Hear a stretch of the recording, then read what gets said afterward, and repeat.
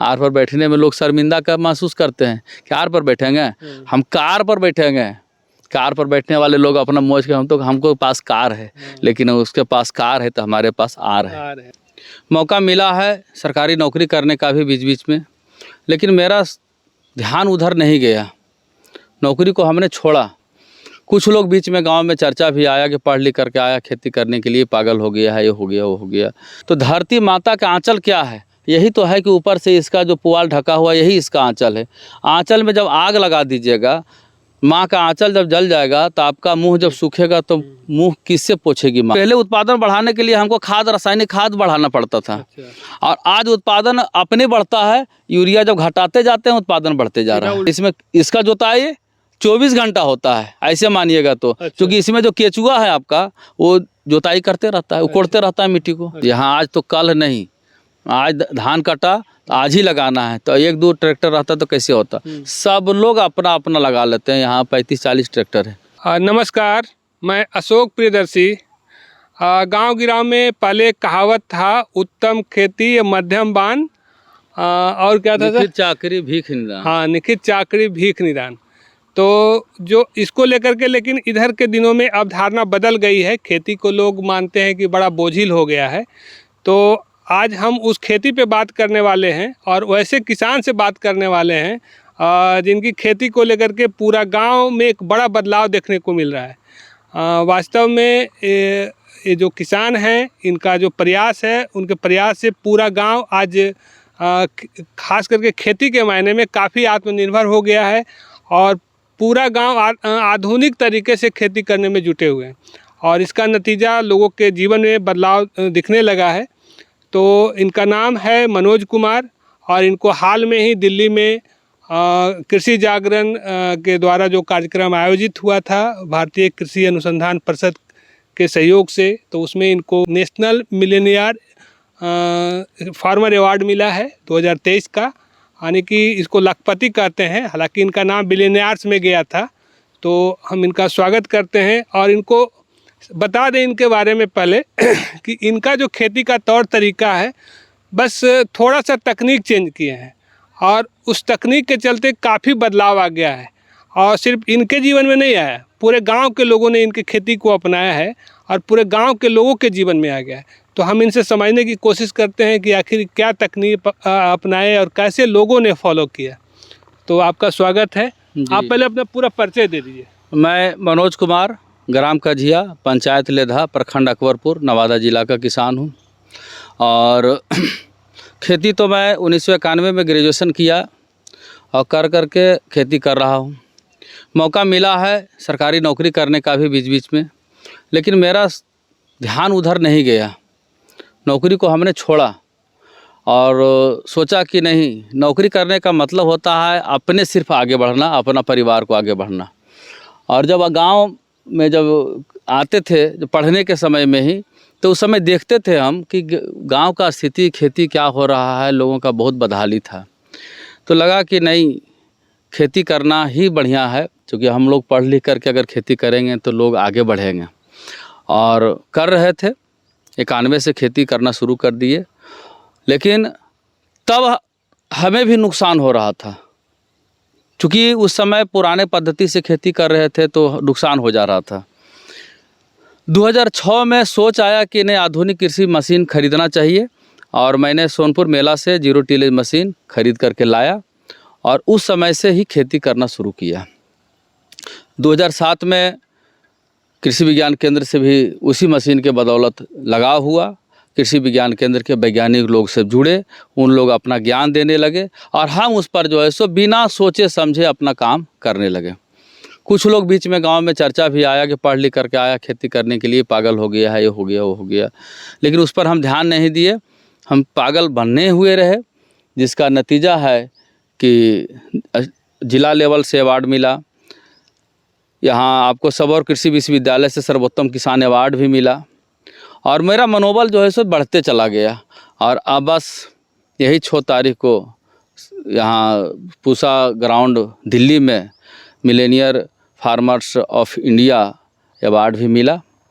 तो इसके लिए हम कृषि विज्ञान केंद्र, कृषि विभाग और प्रेस मीडिया वाले को भी ताकि जब किसी बात को आगे बढ़ता है तो इसमें प्रेस मीडिया का बहुत बड़ा योगदान होता है। आज पेपर पढ़ते हैं हम लोग, पेपर जब पढ़ते हैं तो उसमें देखते हैं कि कहाँ कहाँ क्या हो रहा है, तो प्रेस मीडिया वाले का भी सहयोग मिला है और जिसके कारण आज हम और हमारा गांव आज ये स्थिति पर पहुंचा है कि जहां हमारे गांव में खाने भर भी गेहूं नहीं होता था, आज हमारे गांव से किसान जो है से 14 ट्रक गेहूं बेच देता है प्रत्येक साल। लोग समझना चाहेगा कि आप कौन सा तकनीक अपनाया जिसके चलते बदलाव आया। तो जीरो टिलेज तकनीक जो अपनाए, उसके बाद 12 में जब आया तो हार्वेस्टर हम लिए। हार्वेस्टर लेने से फ़ायदा क्या हुआ कि उससे समय पर कटनी होने लगा। और समय पर कटनी के साथ साथ जो देख रहे हैं कि रेजिड्यू हम 1 फीट ऊपर से कटवाते हैं। 1 फीट ये धान का रेजिड्यू जो इसमें खेत में जो होता है, ये आपका खाद बन जाता है। अच्छा। इसमें बहुत सारा चेरा आपको मिलेगा, मिट्टी कोड़ करके देखिएगा तो जो ये चेरा का भोजन हो जाता है। इसी ढंग से आपका जब इसमें गेहूँ लगता है तो गेहूँ का रेजिड्यू भी इसमें रहता है। गेहूं का भूसा बना लेते हैं हम लोग। हमारे पास हम गांव में मशीन है, एक रोशन रखे हुए है, एक ललन रखे हुए है आपका स्ट्रॉ रीपर, जिससे भूसा बना लेता है। लोग जहां तहां क्या करते हैं कि आग लगा देते हैं, देखते होंगे रोड पर चलते हुए या आते जाते। हम लोगों को कहते हैं कि ये धरती माता है। अच्छा। तो धरती माता का आंचल क्या है? यही तो है कि ऊपर से इसका जो पुआल ढका हुआ, यही इसका आंचल है। आंचल में जब आग लगा दीजिएगा, माँ का आंचल जब जल जाएगा तो आपका मुंह जब सूखेगा तो मुंह किससे पोछेगी माँ? तो उसी ढंग से धरती माता में जब आग लगा दिए तो आपका सब कुछ जल गया, आपका किस्मत जल गया, आपका पूंजी पैसा सब जल गया। आपको घाटा लगना तय हो गया उसी दिन जिस दिन आप आग लगा दिए। इसलिए हम यहाँ जो काम कर रहे हैं, हमारे गाँव में कहीं आग नहीं लगता है। छिटपुट कहीं कोई बाल बुतरू घटना कर दे अलग बात है, तो लेकिन ऐसे पराली जलाने वाली नहीं, पराली हमारे गांव में नहीं जलता है, चाहे वो धान का हो चाहे गेहूं का हो। फिर इसमें मूंग लगता है, मूंग का भी जो डंठल इसमें सड़ता है। नतीजा क्या हो गया है कि जहां हम 6 किलो यूरिया दे रहे थे, 7 किलो यूरिया दे रहे थे, आज हम घट करके आ गए हैं 1 किलो 1.5 किलो पर। उत्पादन बढ़ते जा रहा है। अच्छा। उत्पादन भी बढ़ते जा रहा है। पहले उत्पादन बढ़ाने के लिए हमको रासायनिक खाद बढ़ाना पड़ता था। अच्छा। और आज उत्पादन अपने बढ़ता है, यूरिया जब घटाते जाते हैं उत्पादन बढ़ते जा रहा है। उल्टा हो गया। सीधा उल्टा हो गया। यही चीज किसानों को मात्रा को घटा रहे हैं। हाँ। और उत्पादन बढ़ते जा रहे हैं। ये काम तो पहले भी होता था, पहले भी लोग खाद कम देते थे लेकिन उत्पादन कम होता था। पहले जो किसान लोग जो करते थे तो उस समय उनके पास पशुधन था। अच्छा। बैल था, गाय था, उसका गोबर जाता था खेत में। लेकिन आज बैल तो लगभग समाप्त हो गया है। गाय भी एक आध गो है तो कितना गोबर होगा उसमें? नतीजा है कि गोबर मिलता नहीं है, रासायनिक खेती पर लोग खेती करते हैं, जिसके कारण उत्पादन जो है सो घटते जा रहा है। और जब यहाँ हम इस पराली प्रबंधन जब कर दिए, इसका जो पुआल जो निकला वो हमारे गांव में ही हमरा किए हुए है, रोशन खटाल किए हुए है। उसके पास 80-90 गाय है, उसको हम दे दिए यहाँ से पुआल, और इसके बदले में वहाँ से हम फिर गोबर ले लेते हैं। यानी आदान प्रदान का जो काम पहले लोग करते थे कि आपको ये चीज़ दिए उसके बदले हमको ये चीज़ मिला। अच्छा। तो हम उसको पुआल दे दिया, वो हमें गोबर मिल गया, जिससे मेरा खेती का जो है उत्पादन क्षमता दिनों दिन बहुत तेज़ी से बढ़ते जा रहा है। अच्छा। और आज हमें गर्व भी हुआ मेडल लेकर के, और वहाँ एक बड़ा चीज़ सीखने के भी मिला। वहाँ यहाँ के थे राज्यपाल महोदय, गुजरात के, हाँ, राज्यपाल आचार्य देवव्रत जी। वो अपने वीडियो में हमको दिखाए, वहाँ पर दिखाया गया कि केचुआ जो है सो सीधा जाता है और फिर दूसरे क्षेत्र से ऊपर आता है। तो ये हमें पता नहीं था। और वो एक चीज़ बताया कि केचुआ जब जो दिन में काम नहीं करता है, वो जब अंधेला होगा तबे काम करता है। लेकिन आज जब हम देख रहे हैं तो हमें समझ में आया कि नहीं, हमारे खेत में केचुआ दोनों शिफ्ट में काम करता है, क्योंकि ऊपर से ढका हुआ है पुआल। तो उसको पता नहीं कि दिन है कि रात है। नतीजा है कि दिन में भी कोड़ता है और रात में भी कोड़ता है। अब मिट्टी हमारा धीरे धीरे मुलायम होते जा रहा है। और बीच में जब इस वक्त गेहूँ काटने के समय में हम अनुभव किए इसका कि इतना मिट्टी मुलायम कैसे होगा। सूखा हुआ खेत को पकड़ के हाथ से उठाते हैं मिट्टी और उठता है। अच्छा। अभी तो नमी है खेत में, और ये जो देख रहे हैं सीधा कटा है, सीधा हैप्पी सीडर से इसमें बुआई हो गया। ये सब खेत जितना भी देख रहे हैं, यहाँ है वहाँ है, सब लोग ये सब खेत है। ये सब खेत 6 साल से जुताई नहीं हुआ है। अच्छा। कभी नहीं जुताई होता है। जुताई नहीं होने से पैदावार तो घटता होगा। पैदावार बढ़ते जा रहा है, यही तो अनुभव कर रहे हैं ना, पैदावार भी बढ़ते जा रहा है। नहीं तो अब तो बड़ा मैंने पावर टिलर के हिसाब जैसे से? देखिए पैदा जोताई करने से क्या होता है ना, खेत को जो अनुभव किया और खेत जो जोताई होता है उसमें इसमें जो अनुभव किए हैं कि जिस खेत का जोताई होता है वो खेत का मिट्टी सख्त हो जाता है, उसमें दरार फटता है। अच्छा। और ये खेत का मिट्टी मुलायम रहता है सब दिन, क्योंकि खेत का जोताई होता नहीं है। और इसमें इसका जोताई 24 घंटा होता है ऐसे मानिएगा तो। अच्छा। क्योंकि इसमें जो केचुआ है आपका वो जोताई करते रहता है, उकोड़ते रहता है मिट्टी को। अच्छा। नतीजा है कि कभी भी इसमें जो भी पानी पड़ेगा कभी भी गेहूं पीला नहीं होता है। आप जब देखिएगा जहाँ भी जाइएगा तो गेहूं पटवन हुआ गेहूं पीला हो जाता है, इसका गेहूं पीला नहीं होता है। अरे धान वाला जो बड़ा दिख रहा है यहाँ पे, तो इसको छोड़ने से घाटा नहीं है? लोग तो नहीं, इससे फायदा है, यही ना है, सड़ेगा ये खूब भोजन हो जाएगा केचुआ का। चेरा का ये भोजन जो चेरा है हम लोग का, अभी कोई बनाते हैं किसान लोग कि वर्मी कंपोस्ट बनाते हैं, तो वर्मी कंपोस्ट कितना बनाइएगा? अब मेरा पूरा खेते में वर्मी कंपोस्ट, पूरा खेते में बन रहा है? पूरा खेते में बन रहा है वर्मी कंपोस्ट। अच्छा, ये नुकसानदेह नहीं? नहीं, फायदेमंद है। यही फायदा है अगर किसान को सही हो। जला देता है, लेकिन ये जला देता है तो किस्मत अपना जलाता है। अच्छा, वो रेजिड्यू जलाना नहीं, एकदम नहीं जलाना है। अच्छा। हम तो हाथ जोड़ के आपके माध्यम से, आपके चैनल के माध्यम से हम किसानों को हाथ जोड़ के कहते हैं कि भाई कम करो खेती, 2 रोज बाद करो, लेकिन आग मत लगाओ, चाहे जैसे भी हो। यहाँ तो कुछ किसान क्या करते हैं, मान लीजिए हम मशीन से लगाए, कुछ किसान क्या करते हैं कि अखैना से डंटा से पुआल को जैसे हार्वेस्टर से कटा, उसको सीधे खेत में छीट दिए। अच्छा। और सीधे उसमें जो है सरफेस सीडिंग, जैसे खेसारी पहले बुनाता था अच्छा। वैसे बुन देते हैं गेहूँ। अच्छा। और वो गेहूँ होता है, और वो गेहूँ आपका जो जोताई करके जो लोग लगाता है, जैसे खेत जोत करके जो गेहूँ लगाता है, उससे सवाय होने की हम गारंटी देते हैं कि भाई नहीं तुम्हारे पास है कि पुआल उठाने का समस्या है, बहुत सारा आपके तो बहुत बचत भी हो जाता होगा, जैसे जोताई उताई वाला एक कोई जोताई नहीं, तो शून्य जोताई, जोताई हुआ है कहाँ? ट्रैक्टर लाता है या सब करता है, कोई जोताई नहीं है इसमें। तो हैप्पी सीडर से एक बार लगाए बस लग गया। अच्छा। एक ही बार में ऊपर में एक तरह से लग जाता है? बस ये माने मुश्किल से आधा 1 इंची रखिए, 1 इंची डीप करके इसको लगा देते हैं। और लगाए देखिए कहाँ कहाँ बचत हुआ।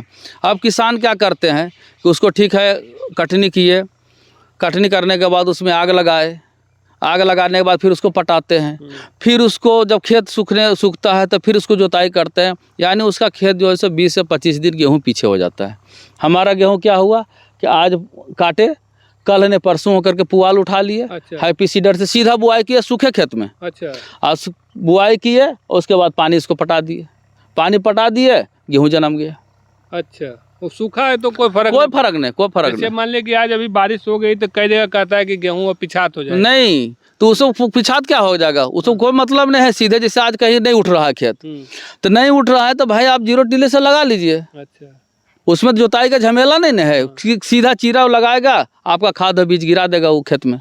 तो आप क्या क्या टेक्निक, तो 0 टिलेज वाला मशीन खरीदे, तो 0 टिलेज का क्या फायदा हुआ इसको? ऐसे 0 टिलेज से देखिए, 0 टिलेज मशीन से फायदा पहला हो गया कि आपका 0 माने 0 शून्य, टिलेज मतलब बुआई, तो खेत का जुताई नहीं होता है। खेत का जब जुताई नहीं होता है तो सबसे बड़ा चीज़ हो गया कि वहाँ का जो मिट्टी है, आप ऐसे उदाहरण अब क्या बतावें कि अब मान लीजिए बताते हैं, दिखाते हैं आपको मिट्टी। अच्छा, यहाँ बताइए ना, बोल के जो आपका जोता हुआ मिट्टी रहता है उसको पानी में डालिएगा तो देखिएगा कि मिट्टी वो घुल जाएगा। ठीक है। लेकिन जो मिट्टी जोता हुआ नहीं, खेत से सीधा उठाइए और उस मिट्टी को पानी में डालिएगा तो मिट्टी घुलेगा नहीं, जैसे रखिएगा वैसे ही रहेगा। तो जब उस मिट्टी में पानी जब पटाता है किसान तो मिट्टी हल्का हो जाता है। और हल्का होने के बाद वो क्या होता है कि अभी तो पता नहीं चलेगा किसान को, लेकिन जा कर के जब आपका फरवरी और मार्च इन में जब पछिया हवा जब तेज़ चलता है और जब हवा चलता है और मिट्टी में पानी आप पटाए तो आपका जड़ हिल जाता है। अच्छा। और जिसके कारण उसका दाना जो है सो गेहूँ का सिकुड़ जाता है। वहीं किसान जाकर मार खाता है। पहले तो ठीक ही रहेगा उसका, तो वहाँ जाकर के उत्पादन उसका प्रभावित हो जाता है। अच्छा। तो इसलिए 0 टिलेज तकनीक आज हमारे गांव में। 0 टिलेज तो मान लिया कि अब ऊपर में ही रह जाता है, यही तो ज़्यादा गिरने का डर है। तो नहीं गिरेगा, चूंकि मिट्टी सख्त है ना, वो जड़ जाकर के पकड़ लेगा उसको मिट्टी को। अच्छा। तो मेन देखिए, बड़ा ऊंचा होना ये बड़ी बात नहीं है। अच्छा। गहरा होना ये बड़ी बात है। अच्छा। कि आपका जड़ कितना मजबूत है। तो जैसे लोग बरतुहारी में भी जाते हैं तो कहते हैं कि भाई कोई पुराना चीज है उसके पास कि नहीं है, जड़ उसका मजबूत है कि नहीं। अच्छा, तो ये जड़ इसका मजबूत हो जाता जड़ इसका मजबूत रहता है। अच्छा, उसका जड़ मजबूत नहीं उसका जड़ कमजोर रहता है, और जिसका जड़ कमजोर रहेगा उसको तो सब लोग सताएगा। अच्छा, हाँ। तो दूसरा आपने लिया दूसरा चीज क्या होता है जीरो टिलेज मशीन में कि जैसे आज किसान खरीदते हैं डीएपी एनपीके जो भी डालते हो वो डालते हैं, तो आप सर सीधा छीट दिए 2 किलो 1 किलो 3 किलो जो जैसे छीटते होंगे, बीज 2 किलो 3 किलो छीटते हैं। अब वो छीट दिए, आपका एक दाना भी डीएपी एक दाना भी गेहूं के साथ नहीं रहेगा। अच्छा, सब जहाँ तहाँ रहेगा। अब सोचिए कि जब यहाँ गेहूं है और यहाँ आपका डीएपी है, दाना है, कैसे इसका भोजन ही करेगा।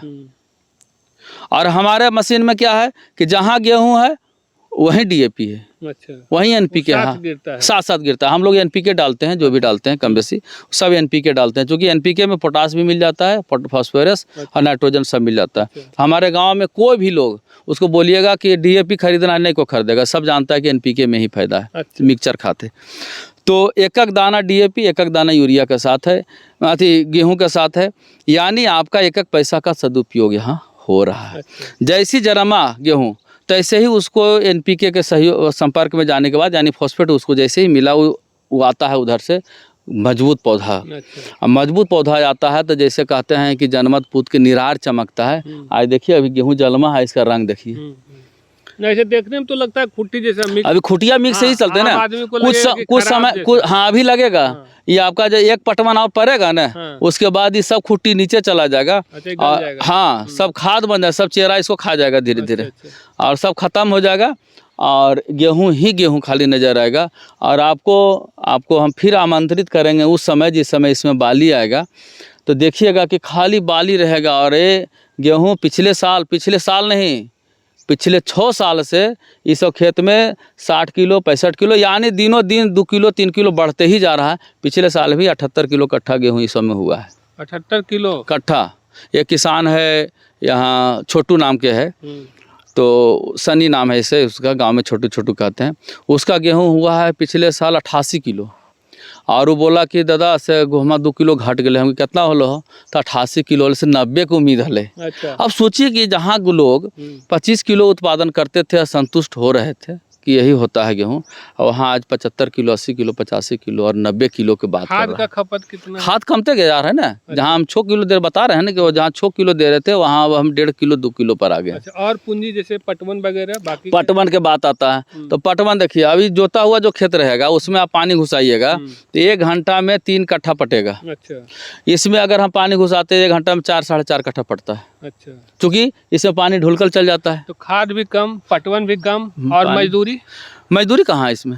मजदूरी तो है ही नहीं, जुताई तो है ही नहीं, तो सीधा बुआई खाली हो गया है। अच्छा, और कटाई के लिए मशीन? कटाई के लिए तो हार्वेस्टर मशीन है। अच्छा, तो कटाई में भी जब सीधा रहता है लगाल, तो उसमें भी काटने में भी अनाज बर्बाद नहीं होता है। अच्छा, तो हार्वेस्टर मशीन से क्या यहीं पे पुआल बन जाता है, क्या करते हैं? हार्वेस्टर से जैसे कट गया ना, उसके बाद इसका बेलर मशीन है, कृषि विज्ञान केंद्र से आया है बेलर मशीन, उससे हम लोग इसको बाइंडिंग कर लिए। अच्छा, वो यही खेती में? हाँ खेते में। अच्छा। वो बंडल बांध करके फिर उसको ट्रैक्टर से उठा करके ले जाके रख लिया वो। अच्छा, तो वो तो सब बंडल जो है हार्वेस्टर आपका अपना है? हार्वेस्टर हाँ, कस्टमर कुल मिला के जो तकनीक जो शामिल किए उसमें जीरो टिलेज मशीन और हार्वेस्टर हो गया। हाँ। उसके बाद इस खेत में जो लगा हुआ है, इस खेत में लगा हुआ है हैप्पी सीडर से। अच्छा, क्योंकि जिसमें रहेगा पुआल डंठल रहेगा ना। हाँ। उसमें जीरो टिलेज नहीं चलेगा। अच्छा। इसमें हैप्पी सीडर चलेगा, क्योंकि वो डंठल को साफ करते जाता है। और जो खेत साफ है, जैसे वो खेत है आपका जो हाथ से कटा, हाँ। उसमें आपका जीरो टिलेज से लगेगा। अच्छा, उसमें नहीं चल पाएगा? इसमें नहीं, इसमें फंसेगा वो, थोड़ा सा मेहनत ज्यादा पड़ेगा उसको, इसलिए वो हटाते चलता है, उसमें रोटेट होते रहता है फिंगर। अच्छा। उसका, जिसके कारण नहीं फंसता। आपके गांव में कितना लोग अभी कर रहे हैं इस तरह? हमारे गांव में मान के चलिए कि अभी 1% नहीं कोई करे, अलग बात है। जो जोत करके गेहूँ 1% वो भी नहीं, उसको नहीं है कहिए। अच्छा। पूरा 100% अभी गेहूँ जीरो टिलेज से लगा हुआ यहाँ मिलेगा। अच्छा, 100%। जो हमको पगला कहता था, आज हमारे गांव में 20 जीरो टिलेज मशीन है। पिछले साल 8 मशीन आया है।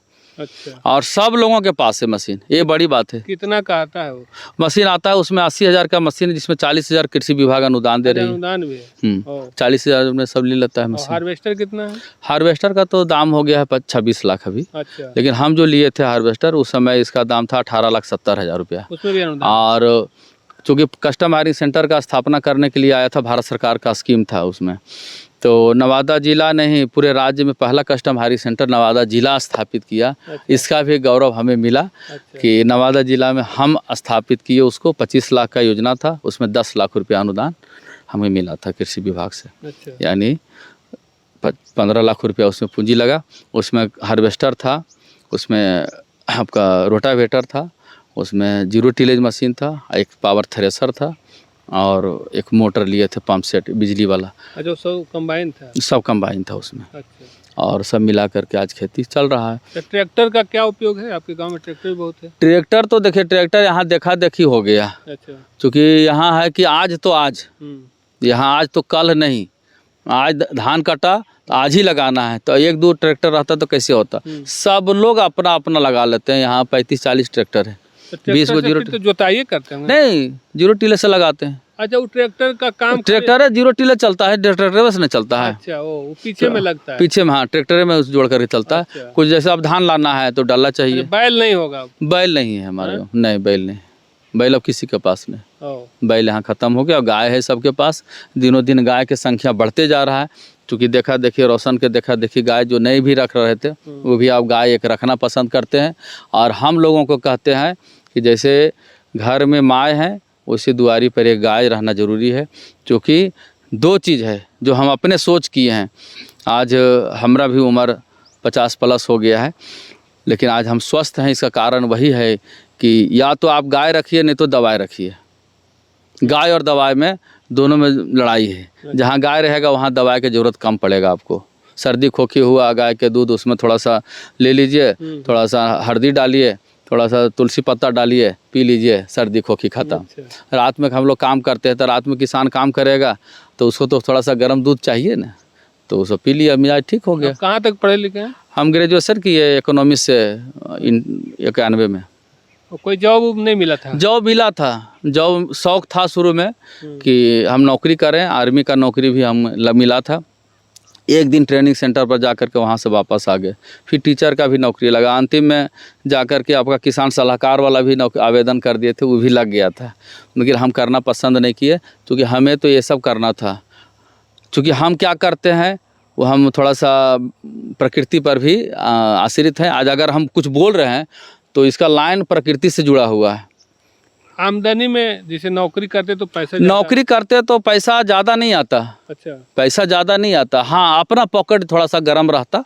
लेकिन आज हम देखते हैं कि मेरा पूरा गांव गर्म है, अच्छा। पूरा इलाका गर्म है। इलाका का आज हम काम कर रहे हैं कि इलाका के लोग आते हैं कि मनोइदा से 1 क्विंटल गेहूँ लेती है, 50 किलो गेहूँ बीज के लिए हमरा दे दो, तो हम वहाँ पर काम कर लिए। वो गरीब किसान के जो बाज़ार से बीज लाते हैं ठका जाते हैं, उनको पता नहीं, बाज़ार वाला भी कहाँ से लाता है उसको भी पता नहीं कि क्या उसमें पैकेट में है। आज अगर 187 DBW 187 वेराइटी इसमें लगा हुआ गेहूँ है। ये राजेंद्र कृषि विश्वविद्यालय पूसा से आया है बीज। अब बताइए कि इसमें हम 100% गारंटी देंगे कि 187 ही रहेगा ये। अच्छा, बाजार वाला बीज पे आप लोग डिपेंड नहीं है? नहीं, यहाँ कोई भी किसान, यहाँ के नहीं, बगल के असमा गांव है, ये सभी सब हमारे यहाँ से भी बीज लेकर जाते हैं। अब यहाँ देखिए हमको क्या फ़ायदा है। अब हम यहाँ गेहूँ जैसे है कि बाज़ार में बेचते हैं तो 25 रुपये, 24 रुपये, 25 रुपये बिकता है। हम उस गेहूँ के 30 रुपये बेच दे रहे हैं। अच्छा। उसी गेहूँ को, कोई प्रोसेसिंग नहीं, खाली साफ़ सफाई करके बोरा में, यही माने मैदा वाला जो बोरा है इसी में रहता है, और उसी बोरा में हम बेच देते हैं। लोगों का यह विश्वास है, उसका उत्पादन बढ़ रहा है, उसको गारंटी हम देते हैं, वो मेरा गारंटी से ले जाता है। पैक नहीं, यही जनरल? हाँ, ऐसे ही जनरल बोरा में। इसको ये नहीं कि हाँ ये बाजार का है, कोई अथी नहीं, ये ब्रांड उसका हम ही है बस। तो आपका तो ख्याति दो चीज में है ना, सीड उत्पादन और हाँ, तो यही तो है खेती। प्राकृतिक खेती, यही प्राकृतिक खेती हो गया ना। अच्छा। कि चूंकि चेरा जब हमारे खेत में आ गया तो यही प्राकृतिक था पहले। अच्छा।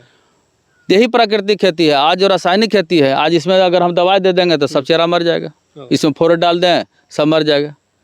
तो यही है प्राकृतिक खेती कि प्रकृति को कैसे पहले जो नाइट्रोजन था ऊपर में उसको कैसे हम अपने धरती में फिक्स करें, तो वही तो फिक्स कर रहा है। परिवार में और कौन कौन लोग हैं? परिवार में हम हैं, हमारे माता पिताजी हैं, अच्छा। मेरा भाई है छोटा एक, अच्छा। मेरा एक लड़का है, एक लड़का जो हार्वेस्टर देखता है, एक छोटा लड़का है वो पढ़ रहा है, अच्छा। वो इंटर किया है, वो उसको भी अभी हालांकि वो कोचिंग कर रहा है। सोच उसका है कि मेडिकल में जाए, और हमारा सोच है कि नहीं तो कृषि क्षेत्र में जाओ तुम, अच्छा। तो एग्रीकल्चर से तुम ग्रेजुएशन करो, ताकि आज हम सीख रहे हैं प्रैक्टिकली। आज वैज्ञानिक लोग बताते हैं तो टेक्निकल कुछ चीज़ बताते हैं तो कुछ भूल भी जाते हैं। हाँ। लेकिन अगर तुम पढ़ के आओगे तो तुम आज रिसर्च, आज हम लोग रिसर्च करके लोग देते हैं, आज हम करते हैं, तुम अपने करोगे। और एक रिसर्च सेंटर यहाँ खुलना चाहिए, जैसे लगे कि नहीं यहाँ अनुसंधान भी हो रहा है। और आज जिस पर हम लोग काम कर रहे हैं, और आज हमारे माननीय प्रधानमंत्री जी जो बोलते हैं, तो आज हमें लगता है कि अब हमारा बात कोई बड़ा मंच से भी होने लगा है। प्रधानमंत्री जात की बात करते हैं तो उसमें 4 जाति में एक जाति हम किसान भी आते हैं। तो अब लगता है कि हम सारे किसानों का बात अब उस मन से जब होने लगा, तब लगता है कि हम लोगों का जो समय था, जो बुरा दिन था, जो किसान को समझते थे किसानी करना घटिया काम है, तो नहीं, अब किसानी करना घटिया काम नहीं रहेगा, अब उसको भी वही दर्जा मिलेगा जो पहले लोगों को मिलता था। तो हम लोग आगे बढ़ेंगे, और जय जवान जय किसान और विज्ञान, यही जो यह विज्ञान आ गया है। और इसमें जो है जो अनुसंधान हो रहा है, यहाँ से जो लोग देख रहे हैं कि ना ऐसे खेती होता है तो इसमें उससे उत्पादन भी बढ़ता है, इसमें लागत भी घटता है, और इसमें जो है इसका दाना का जो क्वालिटी आता है, गेहूं का जो स्वाद आता है, इसका धान के जो चावल बनता है उसका जो स्वाद आता है, तो निश्चित एक दिन जब आएगा तो लोग, हम जो समझ रहे हैं कि जैसे आज गेहूं का डिमांड अभी बीज में हो रहा है, कल खाने वाले लोग भी यहाँ से खाद्यान्न के रूप में भी 2 रुपया बढ़ा के ले जाएंगे यहाँ से। कहेंगे कि नहीं, कजिया वाला गेहूं हम 2 रुपया अधिक देंगे, अगर बाजार में 24 है तो नहीं, कजिया वाला गेहूं को 26 हम देंगे। कजिया एक ब्रांड हो गया, एक ब्रांड होगा। अच्छा। और यही मेरा ब्रांड, यही मेरा सोच है, और यही मेरा अंतिम लक्ष्य भी है कि नहीं, कजिया उस मानचित्र पर जाए जबकि यहाँ पिछड़ा हुआ क्षेत्र, देखिए यहाँ पहाड़ है, किनारा में एक साइड में हमारा गांव था, लेकिन आज एक पहचान बना सिर्फ मशीन के कारण। आबादी है गांव का? 784 बीघा यहाँ रकबा है। अच्छा। लगभग, और यहाँ गांव घर जो है सब मिला करके 150-200 घर होगा, छोटे बड़े सब। ज़्यादातर खेती पे है। हाँ, यहाँ के लगभग नौकरी मुश्किल से 20-25 को नौकरी है, बाकी सब लोग खेती करते हैं। सब खुशहाल अब हो रहा है? सब खुशहाल होते जा रहे हैं। अच्छा। एक आखिरी सवाल, कितना खेती करते हैं मैंने, और कितना आमदनी हो जाती है मोटा मोटी, अगर इसको समझाना रहे? जैसे हाँ। पहले जो आप करते थे 2005 के पहले, जो 5-6 के जो पहले करते थे ना, तो उस समय यह स्थिति था, आपको हम बताते हैं, कहने में थोड़ा सा अथी लगता है कि हमारे जैसा किसान को एक डीजल पंप सेट लेने के लिए 12,000 रुपया लोन पर लेना पड़ा था। अच्छा। ये मेरा स्थिति था उस समय। खेत था लेकिन पैसा नहीं था, घाटा लग जाता था। और आज की स्थिति है कि अगर 10 लाख का भी मशीन खरीदना पड़े तो हम चेक काटेंगे और 10 लाख का मशीन खरीद के ले आएंगे। तो कहाँ 12,000, कहाँ 10 लाख। अभी सोच सकते हैं ये बदलाव हुआ है? बदलाव हुआ नहीं, ज़बरदस्त बदलाव है। और आज कितना बीघा खेती करते हैं? लगभग हम तो पूरा गांव का खेती हम ही करते हैं। हाँ, ऐसे अपना जो खेती होगा, पूरा गांव का खेती हम करते हैं। पूरे गांव का खेती को हम अपना खेत बूझते हैं, पहले उसका कर लेंगे, उसके बाद ही दूसरे गांव का हम करेंगे। यहाँ पर मेरा सोच है। किसी का ये नहीं है कि हाँ ये छोटा किसान है, ये फलना है चिलना है, वो ये सोच मेरा कभी नहीं रहा। अब पूरे गांव मेरा खेत है, सब खेत मेरा ही है। आज पंप सेट है मेरा, बोरिंग है, तो इसमें ये नहीं है कि हम अपना पटाएंगे आपका नहीं पटाएंगे। मेरा पटा आपको पटाइए, पटाइए सब लोग पटाइए, पाइप बिछाइए पटाइए अपना, ये नहीं ती चलते। अब हमारा अपना कुछ नहीं है। और उस जो मंच पर से जब आए हैं तो क्या कहें, अब मेरा एनर्जी और बढ़ गया है। अच्छा। तो चूँकि साथ में जब कलाम साहब से मिलने का भी सौभाग्य हमें मिला था, आधुनिक कृषि यंत्र से खेती करने वाले किसान में, तो डॉक्टर कलाम साहब आज नहीं हैं, लेकिन उनका कहा हुआ शब्द आज हमारे दिमाग में है। वो बताए थे राष्ट्रपति भवन में कि खेती करना है, खेती करने के लिए सीखना है और लोगों को बताना है। बस इसी पैटर्न पर आज तक हम चल रहे थे। लेकिन आज जब राज्यपाल महोदय से जो मुलाकात हुआ और वो जो बताए, तो लगा कि तो और बड़ा एनर्जी आज मिल गया। और आज उतना बड़ा मन से जब हम आए हैं तो लगता है कि नहीं, सब पूरा खेत में रहे हैं। अब मेरा, अब कोई पूछेगा, पहले कहते थे कि नहीं इतना बीघा है इतना बीघा, अब वो नहीं, अब मेरा पूरा कजिया मेरा है, और पूरा कजिया नहीं, अब इसको अगल बगल को सबको हम जोड़ेंगे अच्छा। बैठ करके, और उस किसान को कहेंगे कि भाई चलो देखो देखो। और बहुत बड़ा मंच था, और वहाँ से जो सम्मान मिला, और इसी का देन है कि आज हमें आपसे बात ये आर पर बैठ करके, आर पर बैठने में लोग शर्मिंदा का महसूस करते हैं कि आर पर बैठेंगे, हम कार पर बैठेंगे। कार पर बैठने वाले लोग अपना मौज के, हमको पास कार है, लेकिन उसके पास कार है तो हमारे पास आर है। और आप आए हैं तो हमारे कार वाले से हम आर वाले से आर पार की चलेगी। और एक झंडा जो है सो हम किसानों का, देखिए बहुत सारे किसान हैं।